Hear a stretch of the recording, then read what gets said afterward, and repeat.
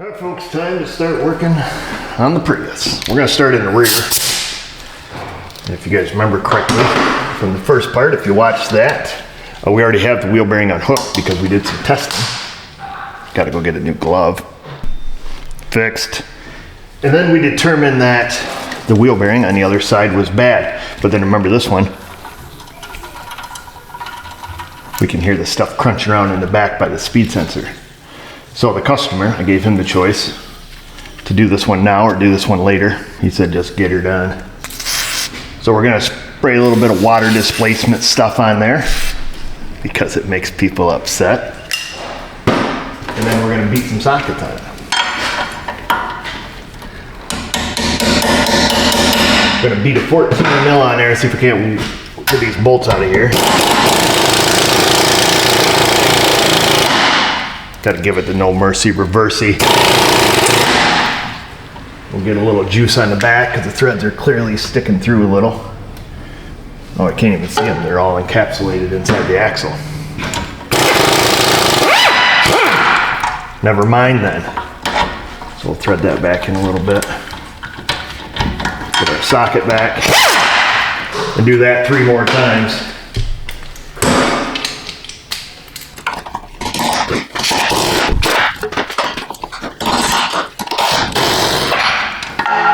Man down.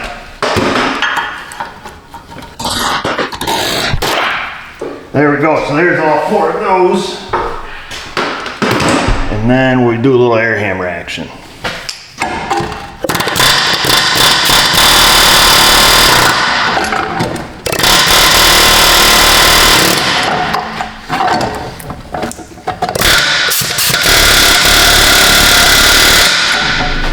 So I hit it like that to try to get it to rotate. Once you get it to rotate, then you can drive it off.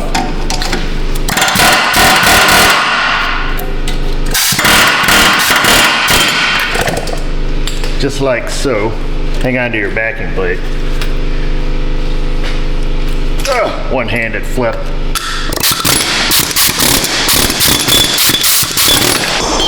There. That's what we needed.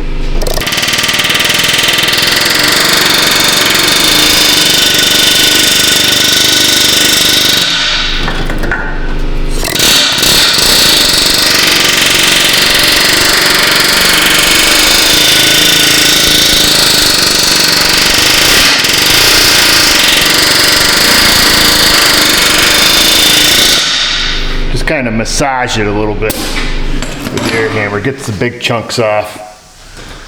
Then we'll get out the old 4-inch sander. Open up some doors because it's going to get a little smoky in here.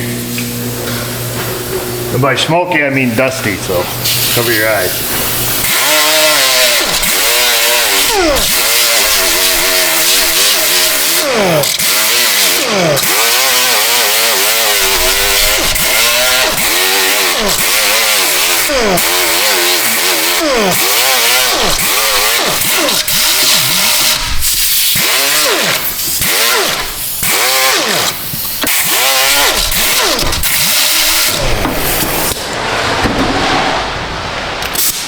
Get out the old hole polisher.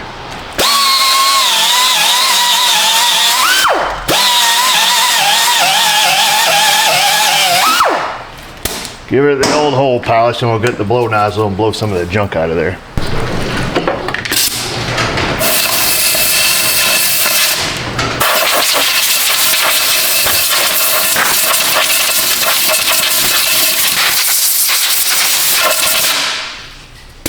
Perfect. Got a little bit of the fluid film. Keep it from rotting as quickly. I'll go get a new bearing here. Set this somewhere. Right there, looks good. We'll go get a bearing. There she is. It's an NSK Aizen bearing. Right from the know-how. We'll stick it on here. Make sure your speed sensor is facing correctly. And then this is the correct way. Make sure everything's correct. Line her up. We'll stick a few bolts in it. Make sure you have that started before you let it go. You don't want it to hit the floor.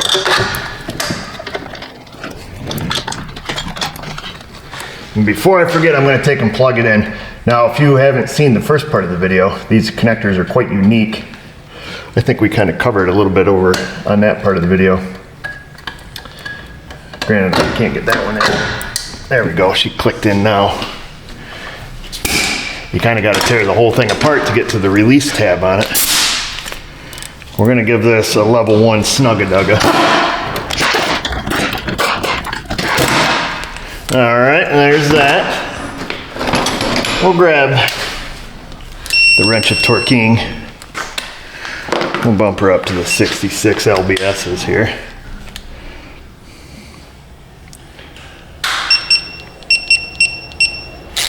Give her a few clicks, or beeps in this case.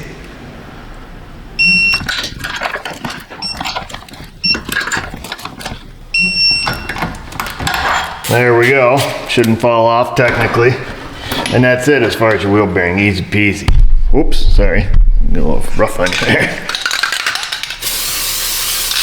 We'll give that baby some fluid film. Keep it from turning into a big rusty turd so quick. We'll go grab a brake rotor. Slip that bad boy on. I stick a wheel nut stick on here. There's that. This one's nice and quiet. Ooh, fancy.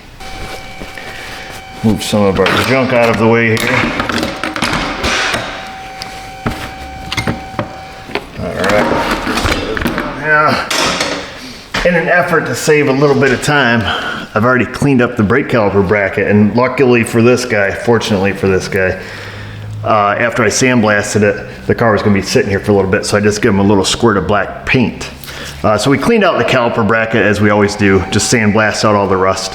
I give him a little toot of black paint, kind of slow down the corrosion. I took the boots off, I cleaned the pins up. So nothing real crazy there. So we're going to get our boots back in. Going to use a little bit of super lube, silicone lubricating brake grease. I like to put it right around the base of the boot here because that's where all the rust collects. Gives them the big squeeze. These boots were intact, so we didn't buy new ones. We did have to get new ones for the front, if you remember, though. So we do that. Stick them there for a minute. Let's take and lube up our pins. Get a little bit of brake grease on those. Smear that around.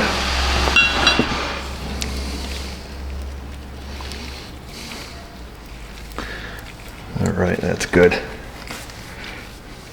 Yeah. Before we put the boots on, we do want to make sure that these go in. Now you have to be real gentle. So the rubber silencer they put on the bottom of them, if you just go shoving it in, it's going to get jammed up. So I like to lube them up and just very slowly, just with light pressure, try to start working them in. And it'll get to a point where it goes in and you have to kind of pull back a little bit. I give too many lessons here. That's something you should talk to your parents about. But you'll see what I'm saying. So make sure that they work prior to putting the boots on, because sometimes they'll get jammed up here in the boot. So we're going to stick the boot down in there in the groove that it goes in. I like to give them a little twist. Make sure they're in there all the way. Then we're going to redo what we just did.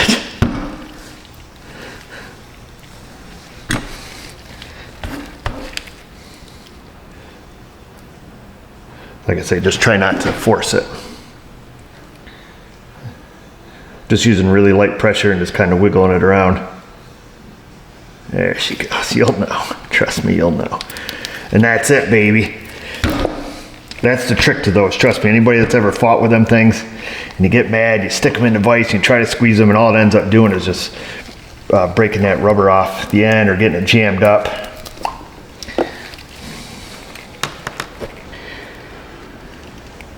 Okay, make sure that one went past the boot.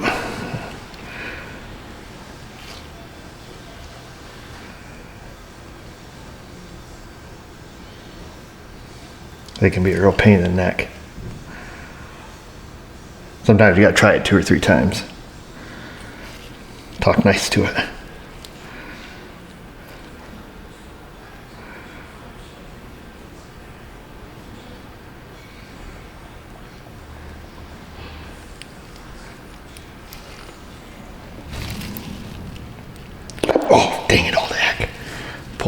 too hard.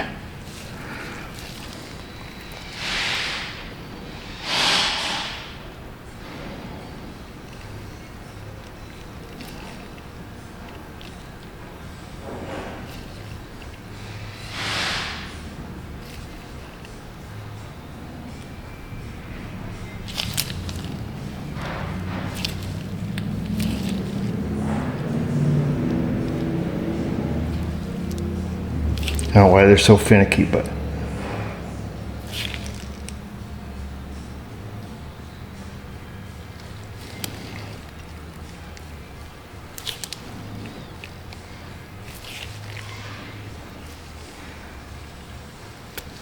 there we go.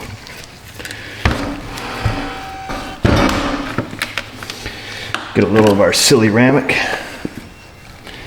I wish I had time every time I did a brake job to put a little bit of black paint on the brackets. That would be really nice, especially here in the Rust Belt, and especially on a car like this that is kind of low mileage and doesn't really use a lot of brakes per se.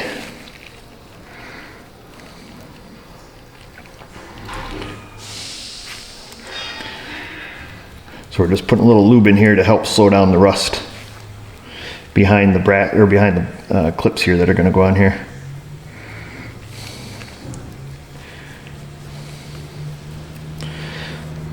All right, there we go. Seems good enough. Hardware. Got a couple anti-drag springs, some pads. Stick our pads over here. Install our brake hardware here.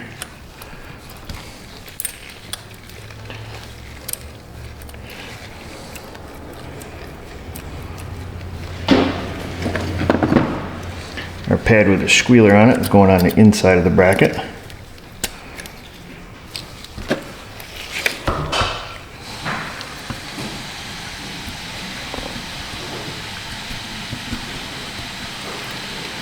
Alright, those fit nicely, and as they should. They shouldn't be binding up. You should be able to easily push them with your finger. They should be almost falling out, but these have those retention springs that kind of hold them in there. But once your pad's in, it should be able to move nice and free. You shouldn't have to grind anything down, shouldn't have to grind your pads.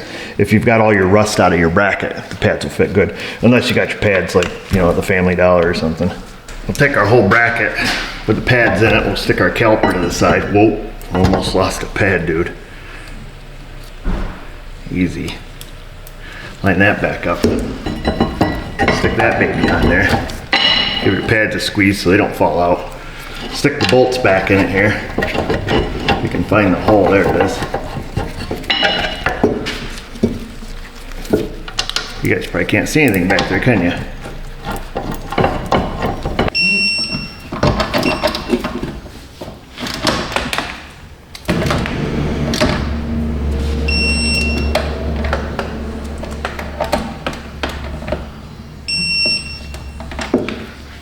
There she is. Right to spec, baby. And then while we're right here, our anti-drag clips. Now they go into pads. There's little teeny tiny holes at the tops of the ears. One there. And one there. You can just barely see those suckers. This one here. Swing around and show you. That one there. It's gonna want to push your pads off, so you gotta be careful. That's where those little guys go right there, and they're just an anti-drag clip, kind of keep the friction material away from the rotor. You gotta be careful. You start fiddling with them, they'll go flinging out of here. So they just barely sit inside those pads. A little bit of silly ceramic right on the piston face. Okay, should help with squealing, and on the ears of the caliper bracket also. And then I see our pad does have a little metal titty right on the bottom, and that needs to line up with the piston. I think we talked about this in the first part of the video. So make sure your piston is oriented with that open slot towards the bottom, okay? Because that's gonna line up on the little ear of the pad on the inside. Then you might have to make sure your little anti-drag clips are in all the way. We'll bring our piston up. We'll push in that inner pad, kind of slide it all on one smooth motion. reach right for your buddy. Oh, hang on, buddy. Grab your bolts. Stick them bad boys in there.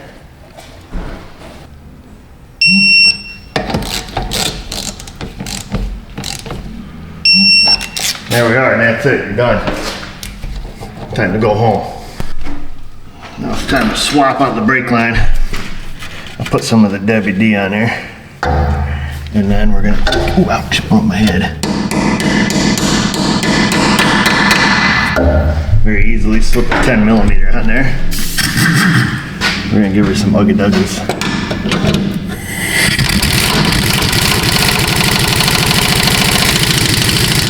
Ooh, yeah.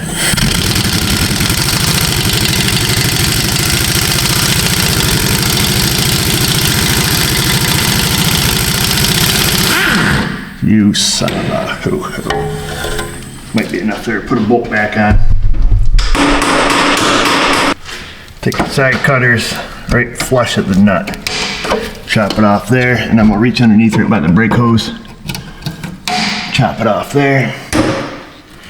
And there's our line, so now we got something good to copy. And like I say, there might be enough nut there. Yeah, maybe. Yeah, we could probably just get a nut back on that just to hold the line. It's not super critical. We'll take the nuts out of the hose. Got both hoses. Should be a 10 mil, so we'll kind of scuff a 10 mil over it like that, and then like that, and then like that, and then we'll use the box end. Wiggle that on there. These fittings are 10 by 1.0, inverted flare. There's those. So the nut on the inner hose, that came out really hard all the way to the end. It's kind of weird. I just took a new 10 millimeter nut and it threads right in there. I don't know why this one came out so hard, but it did. So now we're gonna make a new line. So we're gonna use some NiCop. This is not just straight copper, it's nickel copper alloy. This is what we use in the Northeast, in the salt states, because it doesn't rust, it does turn green. We're gonna figure out about how much line we need. Give her one of these around about there. We'll chop it off there. We can have a little extra. This is probably something old Rain Man Ray doesn't do a lot down there in the Florida. I'm guessing.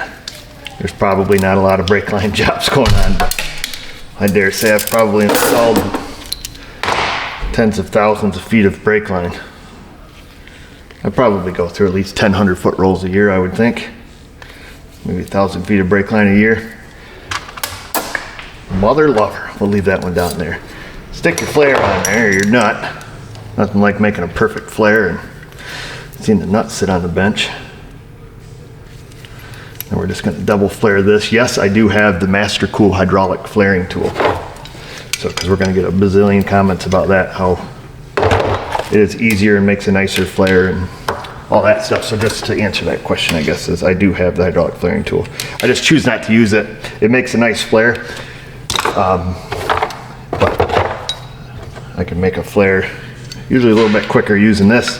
I don't have to drag out the tool, find the dies and all that stuff. So we're gonna push it down with the die first. I guess you don't really need the fitting on it the first time because the line's straight. So we'll push that baby down. We'll back her off. We'll take the die out. That gives you a little bit of a bubble, and then we're gonna invert it using just the tool itself. Stick it right there in the middle. There goes both nuts on the ground. We'll take that off. Didn't really need to have the nut on there this time, but like I say, it's just good practice. I've actually wore out flaring tools. Wore the threads right out of them. So there's a nice double flare, inverted flare, I guess they would call it. Now we gotta go down here, play hide and seek. Got one here. Oh, I got one over here somewhere. There it is. Yes, sir. Now we've got those.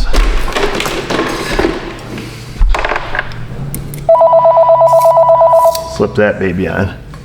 That's what that looks like. Real nice. And then we're gonna take and just copy this line the best we can. Remember, you cut it right behind the fitting, so if you're gonna start there, start there. Real profound. You can probably buy these lines from Toyota. And then I just bend it with my thumbs.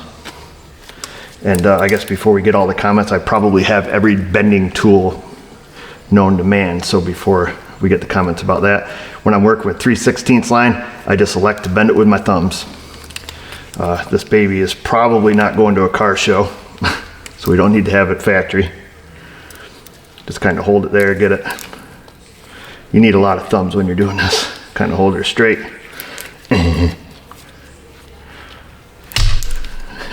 Once you get a few bends in it, it's not too bad.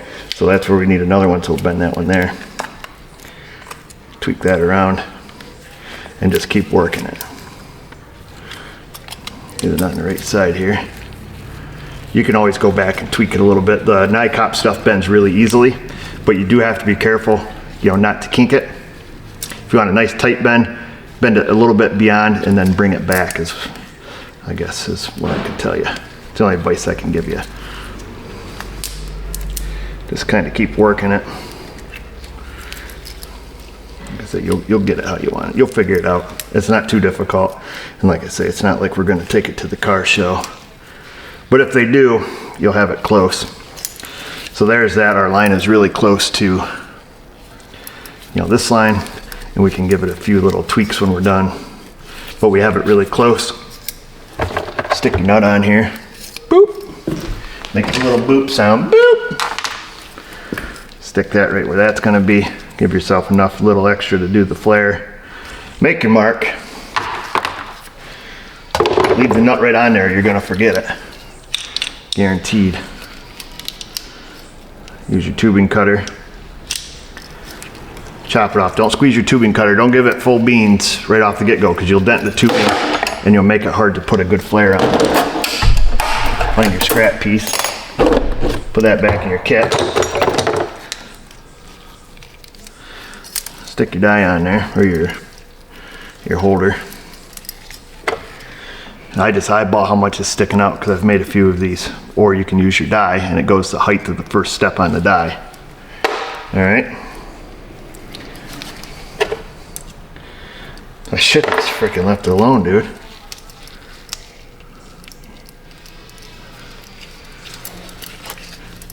Good enough. Make sure she's snug.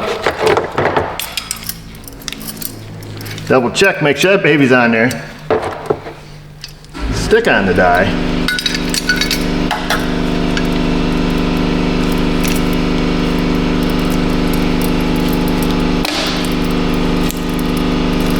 That's good.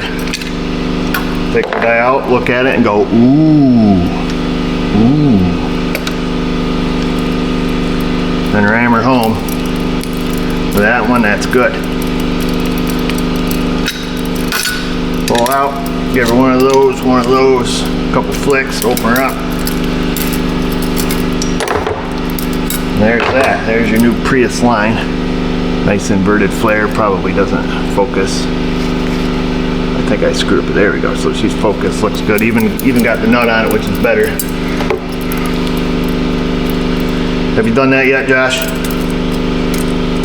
Flare, perfect flare, have the nut sitting on. You've never done it? Oh yeah, absolutely. Oh yeah, I was gonna say. Those are always the best flares you ever do. Yeah. You always take them off. Like, oh man, this looks awesome. Yeah. Nuts laying on the bench. Yep. See, I told you it happens to the best of us. So we'll take our clamp off there. Fingernails under it. There we go. Be mindful of which way it's going. Goes like so. Like that. Get that baby off like that. Of course, that flare or that clamp won't fit because it doesn't have the coating on it. So we need to steal a little piece of coating just to make it fit. So we'll cut our line like this. All right, pick it up off the floor. Throw the other one on the floor. This time don't chop it off all the way. Just very gingerly spin that around, cut through the coating. There, that should be good. Set that down. Grab a pair of pliers. You son of a freaking ding dong. Cut it too hard, dude. Here, I'll show you again. Let's go try this again. Round 2. We could just slice that one and take it off, but I wanted to show you. Thought I was being crafty here for a minute. This is like 5 minutes crafts, but it takes 10 minutes. Cut it all the way through. Now this time, don't cut it all the way through like a ding dong. Just plastic. All right, there, that's probably cut all the way through. We're gonna stop right there. Yeah, control yourself, man. You could have put this on before you did the whole job, but that should be loose now. The plastic should be loose. Okay. Should wiggle right off there. There we go. So there's your little piece of plastic tube, or you can, you know, wrap some electrical tape around it, whatever you want to do, man. Come in here, get your snap-on flush cuts. Whittle your way across it. All right, beautiful. Stick it on your new line where it needs to go. Put your clamp back on there. Robert, your mother's brother. All done. Go put that baby on. Get our light out of there. Stick that somewhere where hopefully we can see. Reach that down around. Yeah. I'm gonna give it the classic reach under. There's a hose under here that I'm hooking it to. You'll figure it out. All right, just make sure you get it started. And I did, okay, so that's nice and started. Now your line's not gonna be perfect. I'm about ready to give you flying lessons, dude. We're gonna line this baby up here. I can't see what I'm doing because you guys are in my way. But we'll give that some wiggles till it feels like it starts. Feels like it started. Grab your 10 mm. We'll run her home.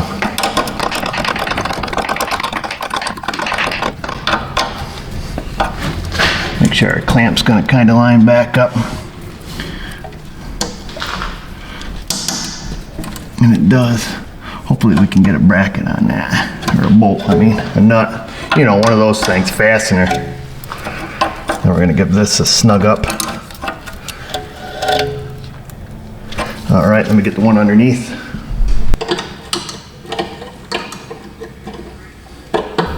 Gonna need some of these. Gonna need one of these. Oh, no safety shield. And then something like this. Show you a free tip. My grandma just taught me this.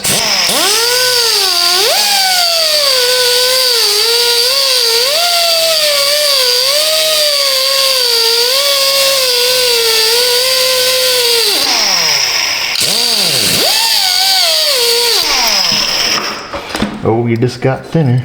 So it'll still hold the brake line, but it's a little bit thinner, and fix our screw up here. I say ours because you were technically there with me. Let's slip that baby back over the line. Get it back on there where we need it. Give it a very light squeeze. Slide it down the plastic a little more. Boom. Now it gives us a little extra room. Let's go get a 6mm nut. There we go, that baby started.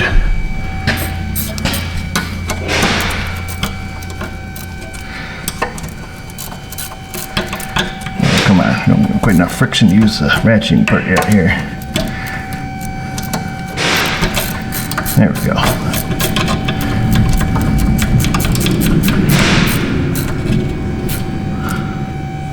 There, beautiful. Shouldn't go anywhere, it's nice and solid. Both those nuts are tight. Give it a little spritz of the film. Keep it from rotting out too fast here. We'll get a little bit down on that nut. Up on that nut. The line really doesn't rust, but the nuts will they'll rot right off it. Now we need to bleed it out. Oh man, I'm out, baby. It doesn't even make any noise. We'll try this one. There we go, that one works. We need to get our front brakes installed before we can bleed out the rear. So let's just quickly do that. These hubs are quite clean. It's like somebody had greased them before. So I just want to get some of the grease off it. I don't see any rust buildup on here.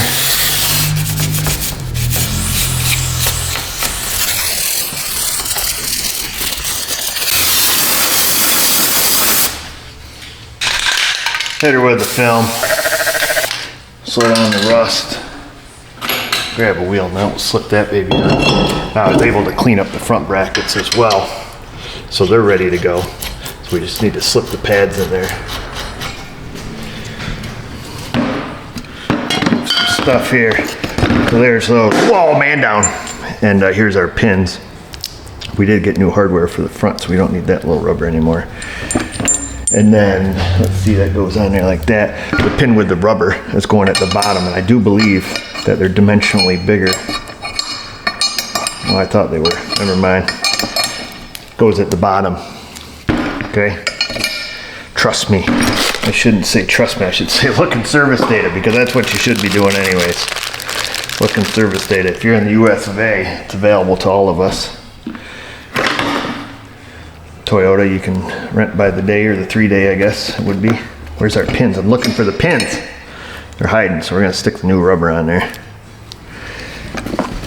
Give her some super lube. Sometimes people complain in my comment section that they don't have access to service data and they're in the US of A. And they have access to it just like all the rest of us. As a matter of fact, I was just renewing my yearly subscription to GM for Tech 2 Win and GDS 2. That comes out $900 and some for the year for me. But I notice on there, if you just want factory service data, let's say you want all the factory service manuals, owner's manuals, you know, recalls, TSBs, all that stuff, it's $22 for 3 days. So I don't want to hear the crying. All right, those babies fit good. Oh yeah, they certainly do. We still have some silicone grease on our fingers here. Everything's a little slippery. I'm gonna put it right here because that's where it's gonna go in the groove. And that's where they have a tendency to get rusty. So we'll slip that baby in. We'll make a little bit of a mess while we're doing it. She's a little messy. I'll tell you what, I'm gonna use the solid pin to make sure that bushing's in all the way, and it is. Okay. Sometimes getting that little rubber sleeve, that's just like doing a rear one. These can be more fiddly because this one's quite a bit thinner and it's going to want to push up on the shaft. So sometimes these you really got to go slow and just kind of keep wiggling it. Once it starts,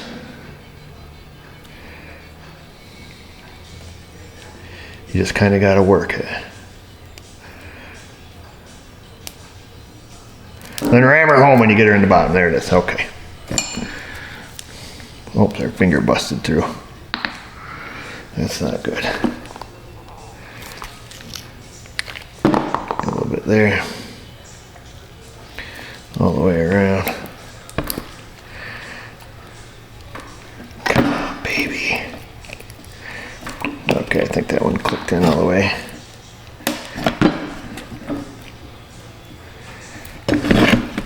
Tendency to get air trapped behind them.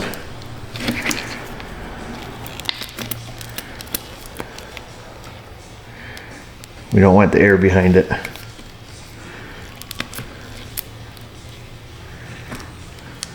Come on, flip her out in there. Get the rubber up on there the correct way. There we go. We need to bleed the air out behind them. This one has air in the boot because you can see it fluffs up the boot. So we'll push, okay, push, push, push, lift up the boot, let the air out, okay? This one has air in the boot, but it also has air behind the pin because if we let all the air out of the boot, it's still gonna wanna push out. All right, so I'm gonna go put that in the vise and squeeze it and just let it hold there for a minute, let the air work out of it.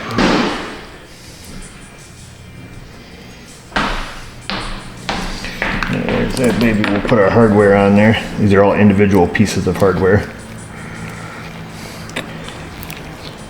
And hopefully, the guy who put them in the bag, hopefully the 4 we have left are the 4 that we need. Because I already put the brakes on the other side. And look at that, they are. That's great. Okay, and then we have our brake pad wear indicators. They're going to go at the top of the pad. So that sits on there like so. according to service data, that's where they want them. So we'll click them bad boys on. Those bad mamma jammas. There's that. And then we'll slide our pads on in.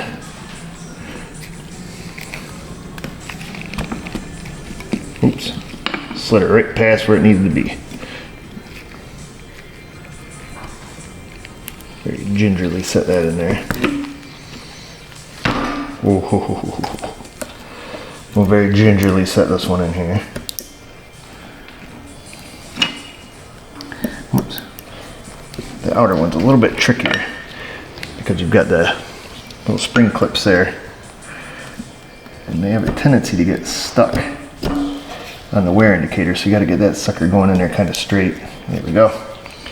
And we'll just gently push that one in. And like I say again, you know, these should move very freely. But the anti-drag, the brake pad wear indicators also have some spring tension on it that kind of pushes the pad down, and then they've got spring tension on the bottom of the clips that kind of hold it up there. So it should be a little bit stable. Doody-doo-dee-doo, like so. Can't see, should have brought a light with us. Stick your bolt in. I guess you guys could probably see. Oops, missed it. Got you that time. These things are pretty tight for a small boat. You tighten them right up to the verge of snapping off. It's like 100 foot-pounds or 111 or something like that. It's a lot more than it should be. Because I think that they only look like a 12 millimeter bolt.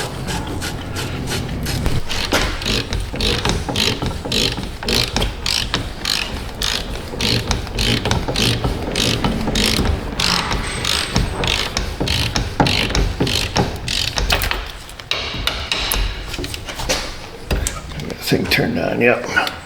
101 is what service data says on those babies. And I tell you what, it's way tighter than I would ever tighten them, because it feels like, you know, when you're tightening it up and you get to that moment where it goes from being really tight to like really loose, and in your head you'd know, like, you know what just happened.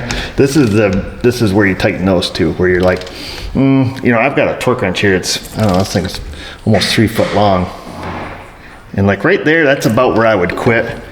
That's 77 foot-pounds. That really doesn't feel great right there. That's 97. I mean, we're close, but we'll take her right to the, see, and it just keeps turning. And I don't like that feeling, because that's 95 and we've made more than a quarter turn. So you give it a quick little jerk to make the torque wrench go off at 102.9. The buzz, 102.9. I just made that up. That's not even a real radio station. We tighten things up. The factory specs, of course, as you guys well know. We're gonna wipe the dirt off the piston and off the caliper. Give it a little toot. Put a little grease on the caliper here. You guys have seen it 100 times. Just muscle memory at this point for you, probably. A little bit on the piston, even though we don't 100% need it there. We smear a little on there for good measure. Set your brush down. How come it doesn't fit, fella? Mother frickin'. Piston came out a little bit, that's why. We're gonna give her a little squeeze in the middle. Very lightly. Like that. That's it, that's all we needed, just that shiny a little bit. Bring her back up here. Slip it in there ever so nicely. One bolt. 2 bolts, 25 foot-pounds.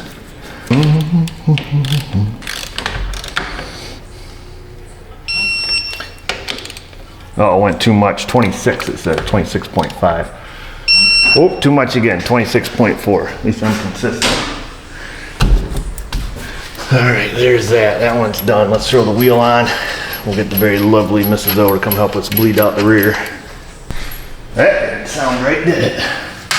Bleed out the rear brakes. Finish your sentence, dude. Throw that little guy up there. Yeah, I think these are torqued to like 80 foot-pounds or 76 or 100 or somewhere's in there.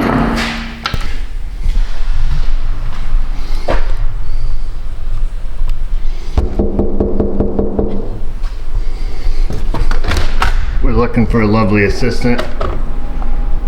Yeah, I don't see any, do you? Oh, boom, right there. We need you. Please, please and thank you. I need you. The people need you. Especially the customer. The world needs you. Thanks.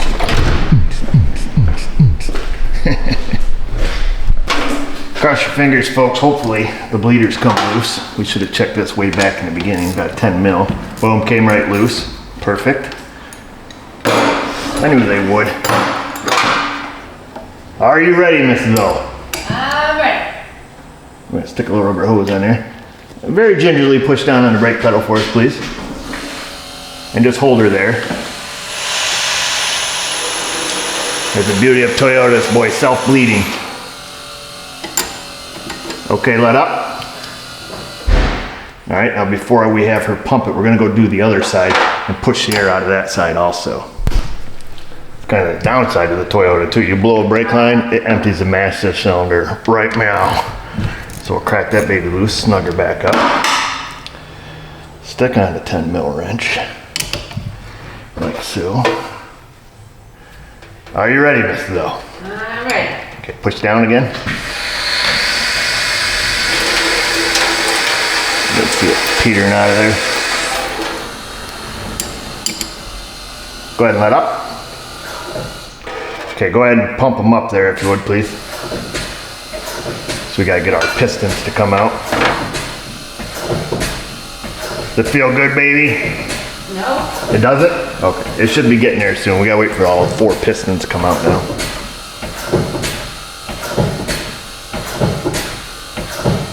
How about now? Feels the same. Okay, it should feel like it does when the car's running. These don't really get super stiff. I don't drive a Prius. You don't drive a Prius? You're not cool enough. I don't know what it feels like. Oh, it feels good. That's how you like it? Yes, ma'am. Like a Prius? Like a Prius. Come on, Miss O, you're making me get all red. Okay, you ready? Okay, push down.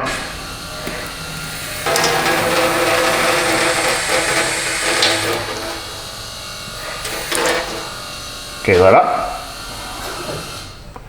All right, good job. I just want to make darn tootin' we've got all of our air out. Are you ready? I'm ready. Push down.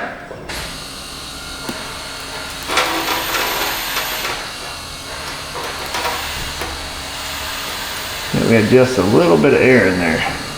Okay, that's good, old girl. Probably feels about the same to you, don't it? Yeah. Okay, that's good. Calm down up there. So, hang on, Mrs. O, hang on. Whee! Hold your hands up. Whee! Ready? Just a bit. You're almost ready?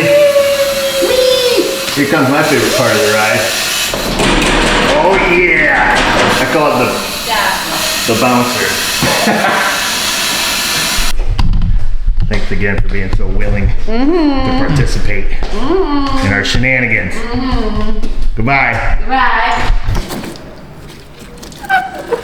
Fill our master cylinder back up, and I gotta make sure that baby's full before you start the bleeding procedure. We're just gonna, it was, trust me, I double checked it. Because like I said, Toyota boy, they'll empty the master cylinder pretty dang quick. So we're gonna put her right at the max line because all 4 of our pads are new. All right, she's right at the max line. Put that back on. Put this baby back where it belongs. There's that, we're done, we're good, let's roll. You need me? The tires at, oh, never mind. We're going for a rip there. Okay. Hi, kitty. You want to go outside? Huh? You want to go outside? Come here. Go outside. There you go. Have fun. The brake pedal feels good. We'll go outside here, put our seatbelt on. We'll get our computer fired up here. Toyota. And then I'll go through here. Probably if we drive it might self-clear, but I want to wipe the codes out because we had both of them unplugged and the key was on, and when we were doing our testing there. All the lights are off. There's all of our speed sensors there. They should all be working at the same time. Here, we'll pop her and drive.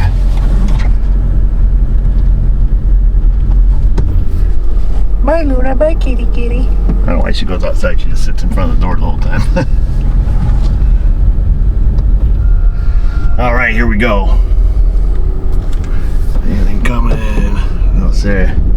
We'll go burnish in our brake pads.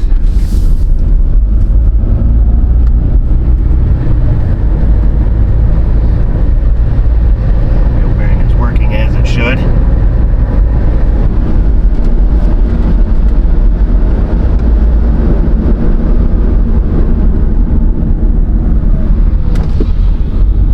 According to Napa, it is 20 stops. No, 15 stops from 30 miles an hour down to 5. With a few seconds in between. That's what they say their burnishing procedure is. Of course, they have no published documentation on it. Isn't that weird? They call Napa brakes, and this is just what they tell you. And I asked them if they had any published documentation in PDF file or anything. And he said, negative, Ghost Rider, this is just how you do it. He says, look in service data. I says, well, the burnishing procedure and service data throughout various manufacturers is quite, there's quite a bit of difference. Some are hot and heavy, some are light. You look on Toyota, they've got nothing. We got to do a California coaster here because we don't want to come to a complete stop, so I'm going to finish their burnish procedure. And then he says that we'll know that we have them burnished correctly. The blue material that is on the face of the pad is, well, MIA when we give it back to our customer. The blue material should be gone. I was like, well, what am I going to do? You ding dong, pull the frickin' calipers back off to look? I don't think so, fella. We're just going to do this a prescribed amount of times. Give it back to the customer. He said to tell the customer no heavy braking for 100 miles.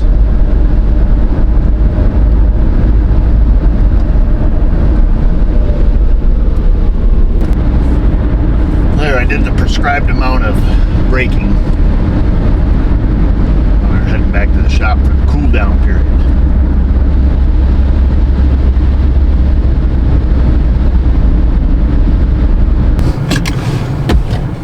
We made it.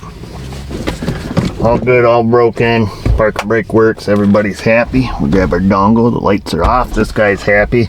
You guys should be happy too. And if you're not happy, don't worry. Be happy. Go into the comment section.